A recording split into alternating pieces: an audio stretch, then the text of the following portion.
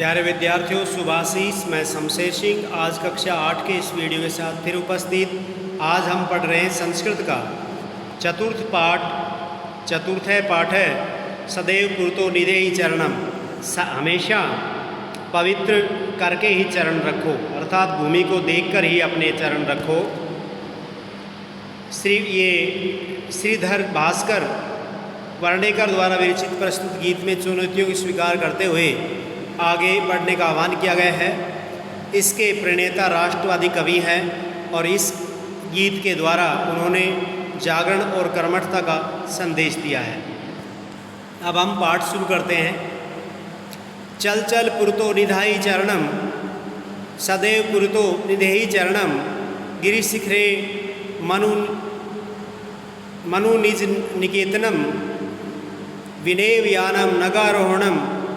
बलम स्वीकियम भवति साधनम, सदैव पुरतो निधेहि चरणम। तो इस प्रकार चल चल पुरतो निधेहि चरणम, यानी चलते जाओ और नीचे देखकर यानी भूमि को देखकर चरणों को रखिए, अर्थात साफ करके चरणों को रखिए। सदैव पुरतो निधेहि चरणम, और सदैव हमेशा ही भूमि को देख करके चरण रखिए। गिरिशिखरे ननु निज निकेतनम, गिरिशिखर निश्चित रूप से निज निकेतन हो सकता है। गिरिशिखर पर निश्चित रूप से तुम्हारा निकेतन हो सकता है, घर हो सकता है। विनेव यानम नगारोहणम, बिना यानम विमान के ही नग का आरोहण करना पड़ सकता है। बलम स्वीक्यम भवति साधनम, तुम अपने बल को स्वीकार कर सकते हो, साधन के रूप में स्वीकार कर सकते हो। इस प्रकार सदैव पुरतो निधेहि चरणम, इस प्रकार सदैव ही पवित्र करके चरणों को रखते चलिए। पथि पाषाणा विषम प्रखर है, हिंस्रा पशु परिता घोरा। सुदुष्करम खलु यद्यपि गमनम, सदैव पुरतो निधेहि चरणम। इस प्रकार पथि पाषाणा, रास्ते के अंदर पाषाण पत्थर हो, विषम प्रखरा बहुत ही भयानक हो, विषम मानी भयानक, प्रखर मानी तेज हो। हिंस्रा पशु परितो घोरा, और आपके चारों तरफ हिंसक पशु हों, घोर अति घोर, चारों तरफ हिंसक पशु हो।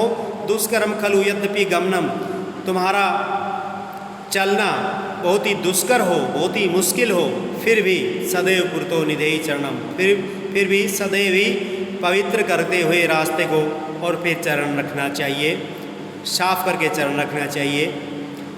जिजी ही भांति भज भज शक्ति, जिस प्रकार तुम अपनी शक्ति को भजते जाओ। विदेही राष्ट्रीय तथा अनुरक्तिम, तुम राष्ट्र के प्रति अनुरक्तिशाली बन जाओ। गुरु सत्यम ध्येय स्मरणम, और मैवेश्या सत्यम, लगातार ध्येय स्मरणम, अपने ध्येय को, अपने लक्ष्य को स्मरण करते हुए चलिए।